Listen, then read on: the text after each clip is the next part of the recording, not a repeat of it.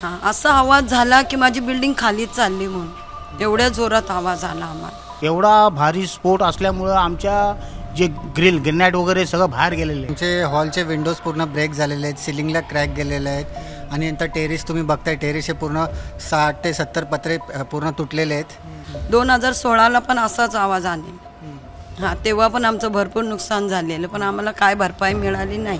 त्यावेळी आम्हाला पण कोणी धावून आले नाही आणि आता कोणी धावून आलं नाही। आज तिसरा दिवस आहे। अमुदाम कंपनीमध्ये जो स्फोट झाला त्याच्यानंतर आसपासच्या परिसरामध्ये प्रचंड नुकसान झाले, पण अजूनही पंचनामा करण्यासाठी कोणीही त्यांच्या घरापर्यंत पोहोचलं नाही।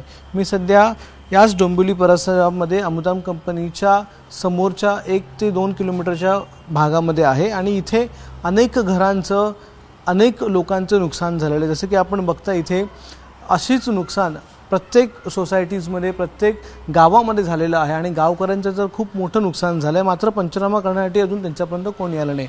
हाकी तुम्ही कुठे होतात ज्यावेळी स्फोट झाला तेव्हा आणि काय झालं नेमकं?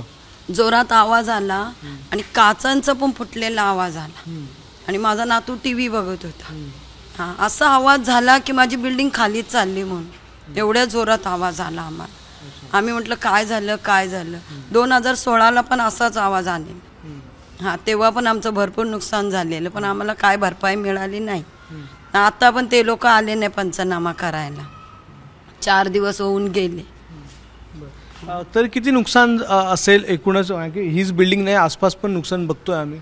आसपास पण खूप नुकसान झालं आणि आमचे हॉलचे विंडोज पूर्ण ब्रेक झालेले आहेत, सिलिंगला क्रॅक गेलेले आहेत आणि नंतर टेरेस तुम्ही बघताय, टेरेसचे पूर्ण 60 ते 70 पत्रे पूर्ण तुटलेले आहेत। आता आम्ही अपेक्षा करतोय की आम्हाला भरपाई भेटावी म्हणून सरकारकडनं।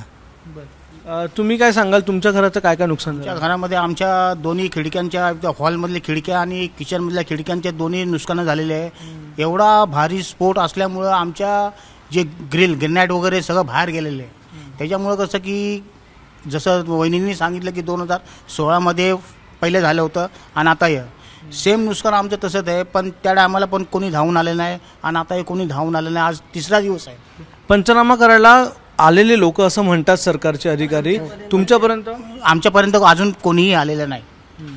तर त्यामुळं की तुम्ही प्लीज करून की फॉलो करा की या गोष्टीकडं की माणसं रहिवाशी इथं राहतात वगैरे, सोसायटी वगैरे आहे इथं, की त्यांनी त्यांच्यावरती कारवाई करावी। म्हणजे कसं की त्यांच्याकडे लक्ष द्यावं आणि ज्या पण बिल्डिंगमध्ये रहिवाशी त्यांचं जे नुकसान झालं त्याची ती भरपाई त्यांनी द्यावी। राहायला भीती वाटते इथे आता राहायला? हां, आता ते काल झाल्यापासून आता थोडंसं भीती वाटायला लागली, कारण इथे आता हे गेल्या 5-6 वर्षामध्ये दुसरी तिसरी गोष्ट आहे, घटना आहे ही, त्यामुळे आता थोडी भीती वाटायला लागली। आणि ग्राउंड फ्लोअरला राहतो, दुपारी जेवायच्या वेळेला आम्ही जेवायची तयारीच करत होतो, त्यावेळेला एकदम प्रचंड असा आवाज आला आणि आमची आई एकदम म्हातारी असल्यामुळे तिला एकदम हे झालं, असं BP वगैरे वाढलं, त्याच्याने आता थोडीशी आता भीती वाटायला लागली। म्हणजे आमचं किचनची खिडकीची काच गेली एक आणि मेन डोअरचं जे काय कडी होती त्याचं ती निघून आली फक्त, तेवढं, बाकी काही आमचं फारसं झालं नाही तेवढं। सर, तुम्ही काय सांगाल, काय वाटतं या सोनारपाडा गावामध्ये जे नुकसान झालेलं आहे, गेल्या वेळी प्रोबेशच्या वेळी पण झालं होतं, आता पुन्हा झालेलं आहे, काय वाटतं सरकारने काय पावलं उचलायला पाहिजे? पंचनामा झालीत का?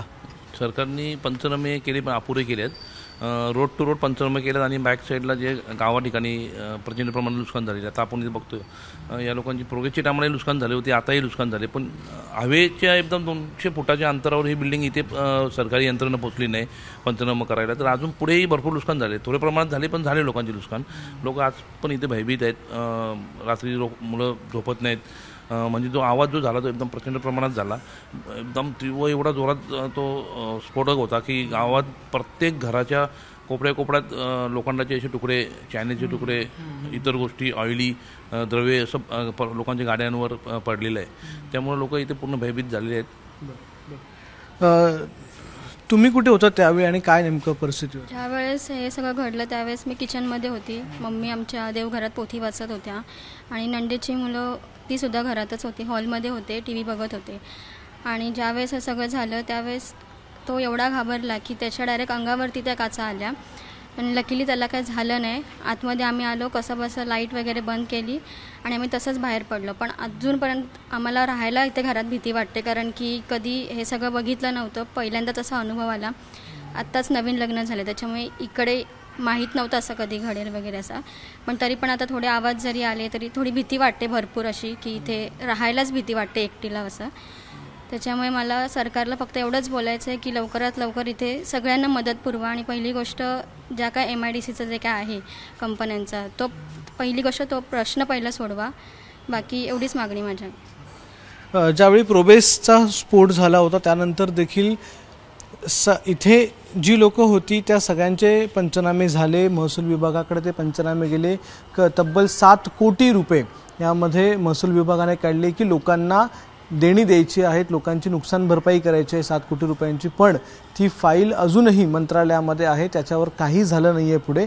त्यात आता हा आणखीन एक दुसरा स्फोट झाला ज्याच्यामध्ये पुन्हा एकदा मोठ्या प्रमाणात नुकसान झालेलं आहे. त्यामुळे अजूनही पंचनामे करायची गरज आहे. पण पंचनामे करून देखील सरकारकडून या लोकांना काही मिळेल अशी अपेक्षा त्यांना नाही आहे. या सरकारने ही अपेक्षा त्यांची जी आहे ती पूर्ण करावी अशी मागणी या लोकांची आहे.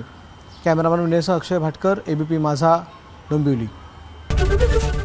ABP माझा, उघडा डोळे बघा नीट.